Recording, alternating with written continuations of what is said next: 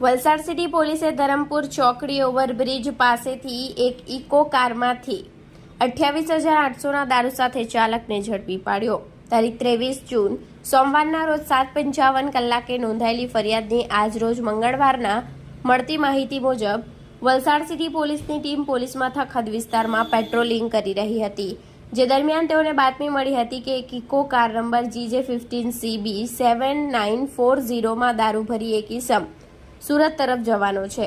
જે બાતમીના આધારે વલસાડ સિટી પોલીસની ટીમે ધરમપુર ચોકડી ઓવરબ્રિજના ચડતા દક્ષિણ છેડે વાપીથી સુરત જતા માર્ગ ઉપર બાતમીવાળી કારની વોચ ગોઠવી હતી।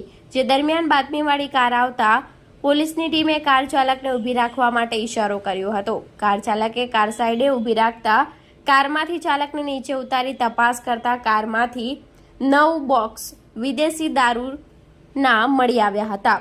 વલસાડ સિટી પોલીસે કાર તેમજ ચાલકને પોલીસ મથકે લાવી ગણતરી કરતા 9 બોક્સમાંથી કુલ 300 બોટલ, જેની કિંમત 28,800, કારની કિંમત 3 લાખ, 2 મોબાઈલ ફોન જેની કિંમત 35,000 મળી 3,63,800નો મુદ્દામાલ કબજે લઈ વિરલ કુમાર રાજેશભાઈ પટેલ રહે અડગામ બહાદુર ફળિયા વલસાડ ને ઝડપી પાડી પુનિત પટેલ રહે દમણ નામના ઈસમને વોન્ટેડ જાહેર કરી સિટી પોલીસ મથકે પ્રોહિબિશન અંગે ફરિયાદ દાખલ કરી હતી।